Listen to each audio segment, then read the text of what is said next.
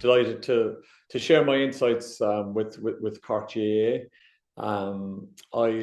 The presentation, I'll just lift the lid on what we do here, and hopefully any of the lads listening on here will find it interesting and maybe take some learnings out of it as well. So yeah, I'll just crack on into the presentation. So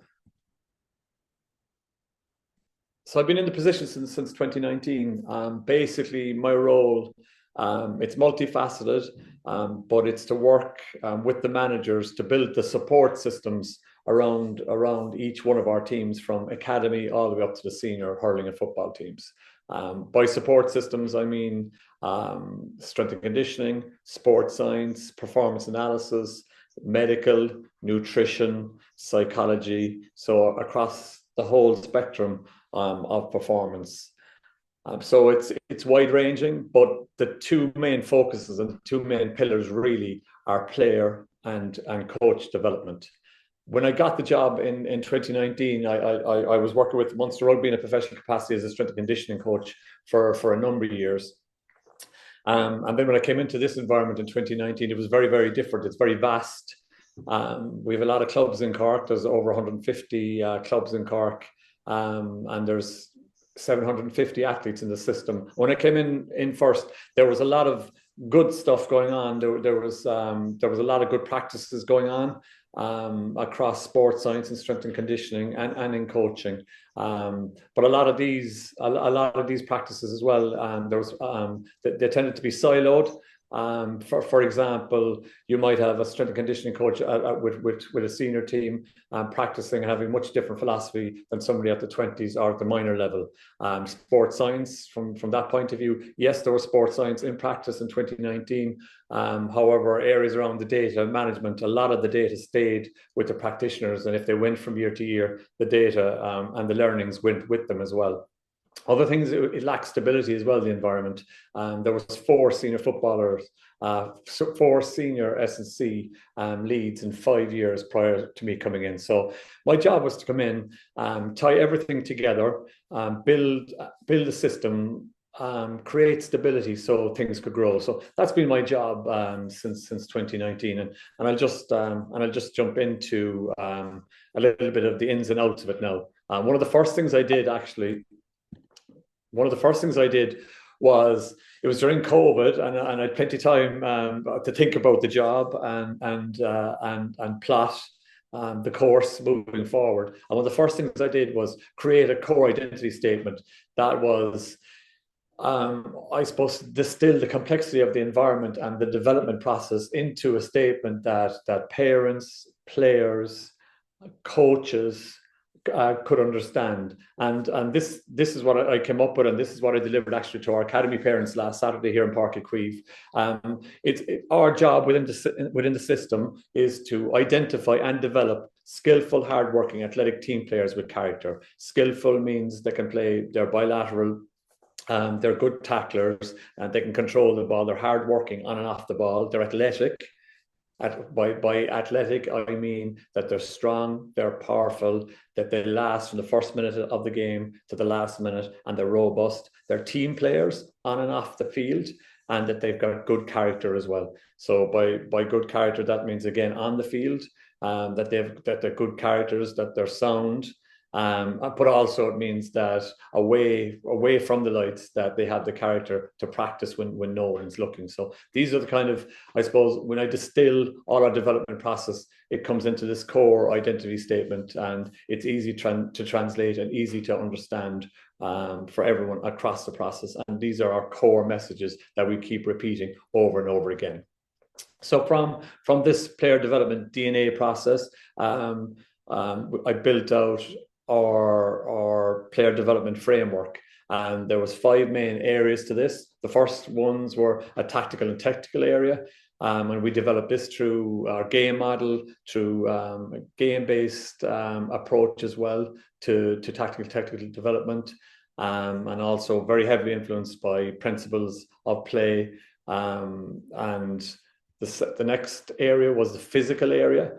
The core elements of this again are strength, speed, and fitness. And I suppose and we can go into this a little bit more in detail later on, but my core philosophy here is to build breaking strength, speed, and power, and have the ability then to reproduce that from moment to moment during a game, from game to game, and from season to season. So build strong, fast, fit, robust players. From the psychosocial end of things, then it's the core idea, the core message here is to build players that can perform under pressure. And a lot of our development across the pathway is to build skills to make the players robust and to produce performances under pressure and create that culture. And finally, build the habits, then the lifestyle habits, the habits that the players need when no one's watching, around nutrition, around recovery and sleep, and around planning, lifestyle management, etc. So there are five main pillars. And out of these pillars then came our multidisciplinary teams, our team of teams. So strength and conditioning team, sports science team, medical team, performance analysis, nutrition, psychology team, and the management and the coaching team. So all in all, typically our backroom teams will have roughly 15 in the backroom team, comprising mainly of practitioners in these areas. But up to senior level, then you can get 25 to 30 people helping out, supporting, and delivering best practice to the teams at that level as well. So I'm just going to delve into these areas and show you insights into what we do here in Cork and how we manage these areas across the pathway as well. So from a strength and conditioning team point of view, when I came in first, and still to this day, I'll dig into it a little bit more detail as we go as well. We assign a coach or two per team. Usually at the academy level, it's one, and then it's two coaches, a main coach and an assistant per team. Big part of this then for me was to identify people who are suitable for the roles, to recruit them, to develop them, and then retain them. And now it's massive. The retain bit is huge because it's such a volatile environment. And a big part of what I wanted to do was to create an environment where lads would want to stay around. And prior to the current senior football coach, Adam Doyle, strength and conditioning coach, as I mentioned previously, there was 4 in 5 years in that role. So it's very hard to develop and to grow if that's the case. So a lot of what I wanted to do was to identify good talent, strength and conditioning talent out there, and then once they're in, retain them by developing them and create an environment where they could develop. The key skills, then what were the key skills I was looking for? I suppose in any of the practitioners coming in, really, can they coach large group? Can they coach large groups? And also, have they good communication skills? First of all, with the players, but across to management as well. Can they translate their message across, basically? And it's a big part. And also, I suppose another part of it as well, when people were coming in, is I very much recruited people as well who I thought could, first of all, had the personality that's needed, could perform under the pressure situations that it's going to exist at this elite level, at inter-county level, but also who are coachable as well. It's very important for me that practitioners, when they come in, that they'll follow a program as well. I'd often, at academy level and all the way up to 20s, we very much lay out what needs to be done, and then I have to trust the practitioners then that they'll go out onto the floor or onto the pitch and deliver that program as is. And of course, it can be tailored and there can be changes, and we'll have discussions around that. But that's a very, very important part of the process for me, that everyone's aligned, everyone knows their role and their responsibility and how the program should be delivered. So they're the two main skills. As I said before, stability and continuity was extremely important in the pathway so things could grow. I standardized the athletic development program and brought in quarterly testing as well. Standardized the athletic development program. I use Team Builder as the app, and that just means we could centralize everything and control it centrally rather than everyone being on their own different systems.